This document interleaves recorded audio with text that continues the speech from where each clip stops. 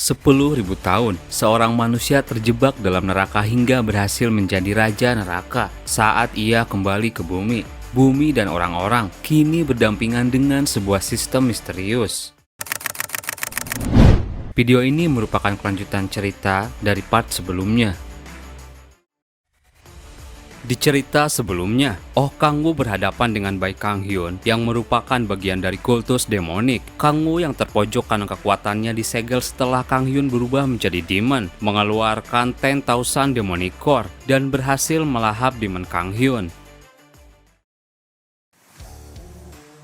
Bai Kang-hyun, tubuhnya mulai digerogoti demonic energy.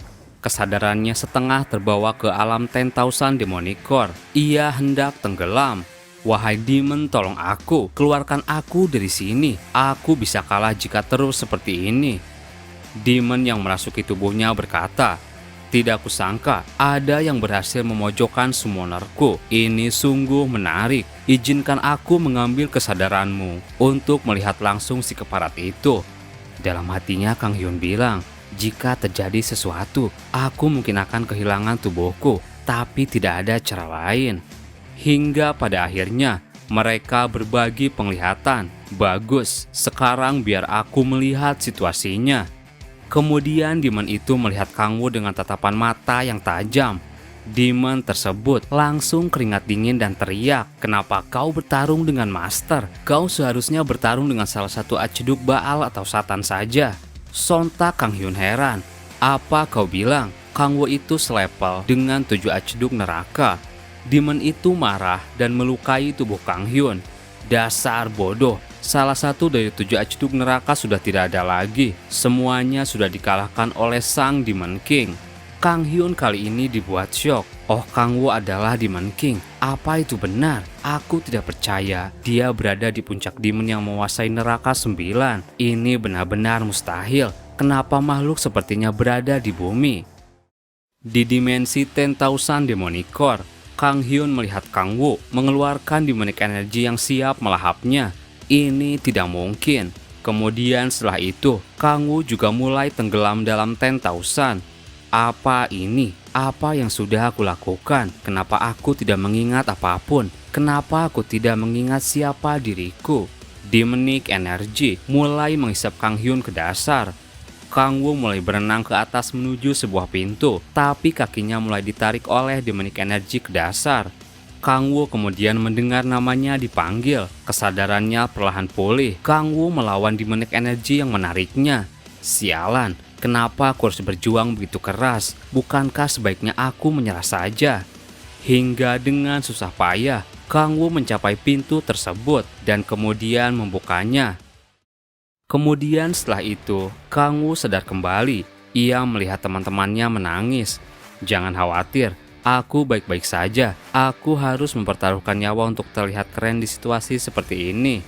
Echidna bilang, berhenti bercanda, aku adalah makhluk summon milikmu. Tadi aku merasakan kau hampir saja menghilang. Dalam hatinya Kang-woo bilang, membuka pintu 10,000 demonic core adalah metode untuk membuat demonic core meledak secara paksa. Aku juga sebisa mungkin menghindari metode ini saat masih di neraka karena akan membuatku jadi hilang kesadaran. Tapi saat di neraka, aku tidak mengalami masalah apapun ketika membuka pintu pertama. Kedepannya, aku harus sebisa mungkin untuk tidak melakukannya lagi. Aku tidak boleh mati di sini. Aku harus melindungi orang-orang terdekatku. Pesan dari sistemnya kemudian muncul. Anda telah berhasil mengalahkan Amduchias, demon dari neraka ke-8. Level Anda dibatasi. Experience yang diperoleh akan disimpan. Status demonic energy Anda telah meningkat sebesar 5. Anda memperoleh Authority of Sealing.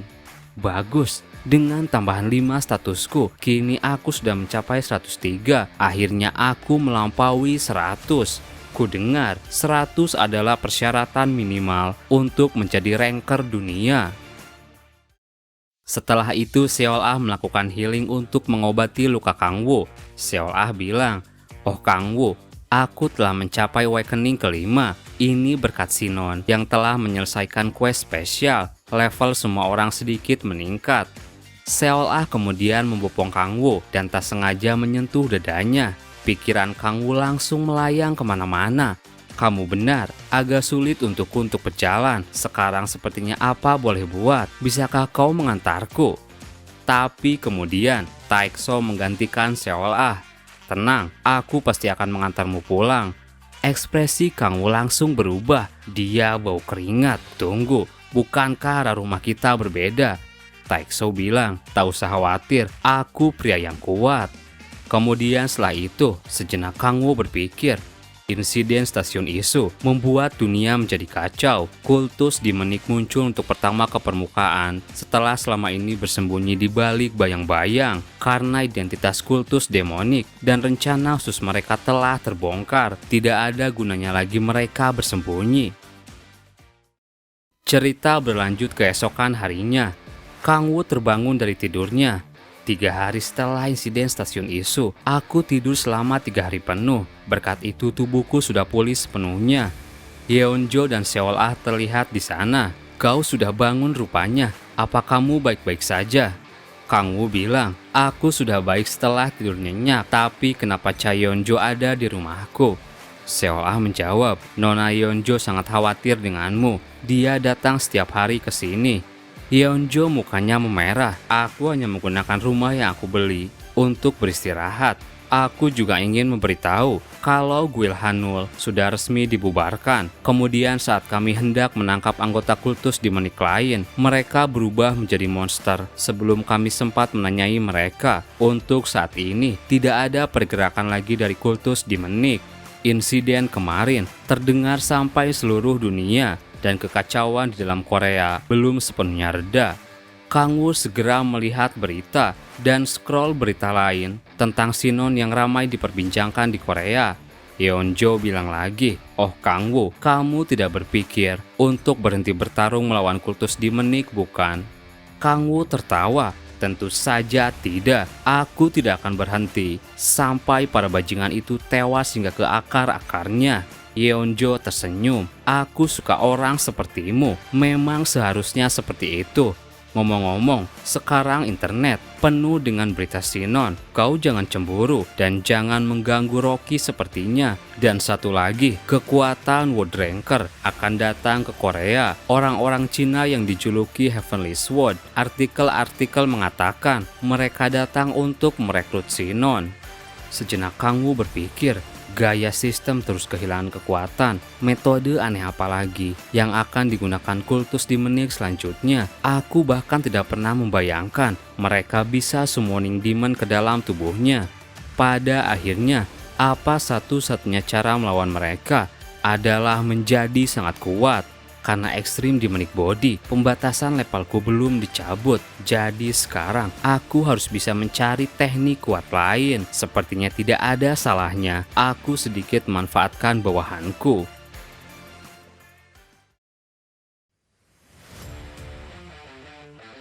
Cerita berlanjut di markas Guild Red Rose. Di sana Kang Wu sedang bersama Sinon. Semua berita tentang dirimu belakangan ini sedang ramai. Jangan begitu Hyung, justru karena itu aku tidak bisa keluar tanpa dikerumuni orang-orang. Aku bahkan tidak bisa hunting ke dalam gate. Padahal bukan aku yang menyelesaikan insiden stasiun Isu. Orang yang seharusnya dihormati sebagai pahlawan adalah kau Hyung. Kang Wu menjawab, tak usah bilang seperti itu. Kau adalah pahlawan. Jika aku menjadi pusat perhatian, cuma akan merepotkanku saja. Aku mengajakmu ke sini karena aku ingin belajar martial art darimu. Hingga kemudian mereka pergi ke tempat latihan. Kang Wu diajari teknik bertarung Sinon. Aku ingin bertanya Hyung, apa senjata utamamu?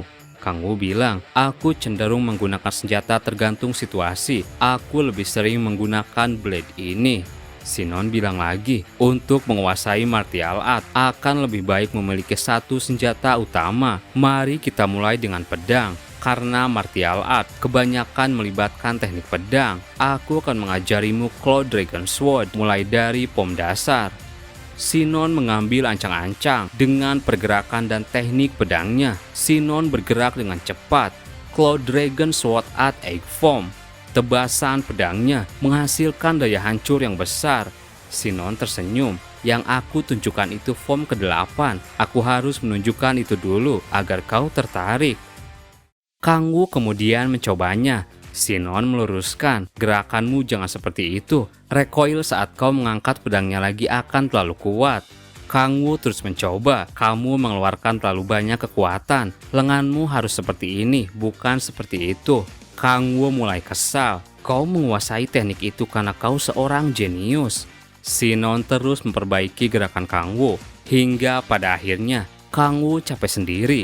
Ia melemparkan pedangnya. Aku tidak jadi belajar martial art. Kang Wu marah. Sinon terus membujuk. Hyung, tolong jangan menyerah. Bagaimana kalau belajar teknik penapasan? Sinon memperlihatkan bagaimana napasnya bisa mengendalikan aliran kekuatan dalam tubuhnya. Diam-diam, Kang Wu mengeluarkan authority detection. Dalam hatinya Kang Wu bilang, menggunakan dantian untuk mengontrol energi. Mungkin aku bisa jika hanya melakukan itu. Kang Wu mulai menirunya. Ia berkonsentrasi. Kang Wu fokus merasakan kekuatan dalam tubuhnya. Hingga pada akhirnya Kang Wu bisa melakukan itu. Dan pesan dari sistemnya muncul. Efek rule demonic energy diaktifkan. Kontrol atas definitive energy telah meningkat. Kang Wu terus berkonsentrasi. Ia mengolah pernapasannya. Anda telah memperoleh Cloud Dragon Heart Technique. Dan setelah itu, Kang Wu bisa menciptakan sebuah kristal demonic. Anda telah berhasil membentuk demonic kristal. Anda telah memperoleh petunjuk untuk kondisi terakhir dari Extreme Demonic Body. Sontak Kang Wu kaget. Sinon, aku benar-benar menyayangimu. Extreme Demonic Body. Langkah pertama untuk menjadi Demon God. Kondisi 1, pencapaian status Demonic Energy sebesar 60. Kondisi 2, kesempurnaan integrasi 3 kekuatan utama. Kondisi ketiga, bentuklah Demonic Crystal dengan ukiran tertentu. Belum tercapai. Sejenak Kang Wu berpikir, apa Demonic Crystal ini sama dengan yang digunakan oleh kultus Demonic. Kang Wu kembali mengatur pernapasan. Jika demonic kristal yang digunakan oleh kultus demonic adalah americano, yang ini setara dengan espresso dalam jumlah yang sama. Mari kita lihat kemampuannya dengan menggunakan ini. Kang Wu kemudian menyerang boneka latihan. Kini pergerakannya lebih cepat dan daya hancur serangannya lebih kuat. Jadi ini efek dari demonic kristal. Pukulanku yang barusan memakai sepertiga demonic energy kristal. Tapi perbedaannya sangat mengagumkan. Teknik ini pantas untuk dipelajari. Sayang sekali, ukuran kristalnya masih kecil. Tapi jika aku terus menggunakan teknik kultivasi semacam ini, ukurannya mungkin akan bertambah besar. Kang Wu terus mengatur pernapasannya. Sinon panik. Hyung, jangan melakukan teknik kultivasi saat berdiri. Tapi Sinon heran melihat Kang Wu baik-baik saja. Sinon bilang, jika kau tidak duduk di dalam posisi teratai saat menggunakan teknik kultivasi, kau akan mengacaukan dantianmu. Dalam hatinya Kang Wu bilang, ini bukan apa-apa dibandingkan mengontrol 10,000 demonic core. Kultivasi demonic kristal ini adalah peluang baru untuk bertambah kuat. Untuk sementara waktu, aku ingin fokus pada teknik ini. Kang Wu bertanya, apa ini teknik penapasan terbaik yang kau punya? Sinon menjawab, sebenarnya kau bisa mempelajari teknik pernapasan lain jika kau menggunakan kekuatan martial art. Tapi di situasi saat ini, itulah yang paling kuat. Kang Wu memegang pundak Sinon. Sepertinya latihan hari ini cukup. Selanjutnya, mari kita pergi ke Gate Rank S. Kemudian setelah itu, Kang Wu mengantar Sinon pulang pakai mobil. Kang Wu bilang, Sinon, aku akan membelikan mobil untukmu agar kamu bisa cepat datang kalau aku akan pergi. Sinon terharu. Aku sudah bersyukur kau menemukan rumah sakit untuk ibuku, tapi mobil terlalu berlebihan untukku. Dalam hatinya Kang Wu bilang, aku tak tahu apa yang akan terjadi pada Sinon tanpa diriku. Dalam situasi kita saat ini, mobil bukanlah apa-apa dibandingkan dengan skill martial art. Setibanya di depan rumah, berapa orang menghadang mereka. Aku Nam Gongjin, kapten dari unit ketiga Guild Heavenly Sword. Cloud Dragon, Emperor ingin bertemu denganmu, ikutlah denganku. Sinon panik, maksudmu sang Sword Emperor, Cheon Mujin bukan? Jangan sembarangan menyebut namanya dengan mulut kotormu. Ikuti kami saja, pesawatnya sudah disiapkan. Kangwoo yang mendengar itu kesal. "Hei botak, kau belajar bahasa Korea dari mana?" Nam Gongjin mengeluarkan aura kekuatannya. "Siapa dirimu?"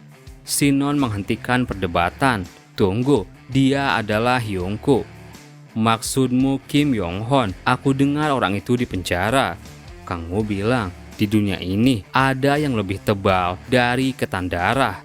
Aku tidak tertarik padamu. Sang Emperor hanya ingin Cloud Dragon, jadi minggirlah." Sinon melawan. "Jaga sikapmu pada Hyungko." "Cloud Dragon, jika kau tidak ingin melihat orang yang kau kagumi mati, ikutlah dengan kami." Dalam hatinya ia bilang, Emperor memerintahkan untuk membawanya tanpa kekerasan. Tapi untuk para bajingan ini, lebih baik aku memberi mereka sedikit pelajaran. Ia siap mencabut pedangnya. Tapi dengan cepat, Kangwoo menghentikan tangan Nam Gongjin yang hendak mengeluarkan pedang. Kangwoo berbisik di telinganya, "Jangan keluarkan pedangmu." Kangwoo menatapnya dengan amarah. "Jika kau mengeluarkan pedang itu, aku pastikan kau tak akan bisa kembali pulang." Nam Gongjin mendadak ketakutan. Apa dia sedang mengintimidasiku? Jin langsung menjaga jarak. "Jangan buat aku tertawa. Player dari negara kecil takkan bisa mengalahkanku." Tapi lagi-lagi dengan pergerakan cepat yang tak bisa diikuti, Kangwoo mencengkeram tangannya. "Apa kau membuat tentang ukuran tanahmu karena kau takut?" Nam Gongjin terlihat kesakitan. Kangwoo tertawa. "Sinon, apa ada tempat bagus untuk makan kimchi di dekat sini? Ayo kita makan dan kirim orang-orang ini dengan baik." Orang-orang dari Guild Heavenly Sword kemudian dibuat babak belur dan diajak makan kimchi. Dalam hatinya Nam Gongjin bilang, kapten dari unit ketiga Guild Heavenly Sword tidak hanya ditaklukkan oleh pemain Korea, tapi ditarik-tarik seperti pelayan. Terima kasih buat teman-teman yang udah nonton video ini sampai habis. Mohon maaf jika ada salah. Admin pamit dan sampai jumpa di video berikutnya.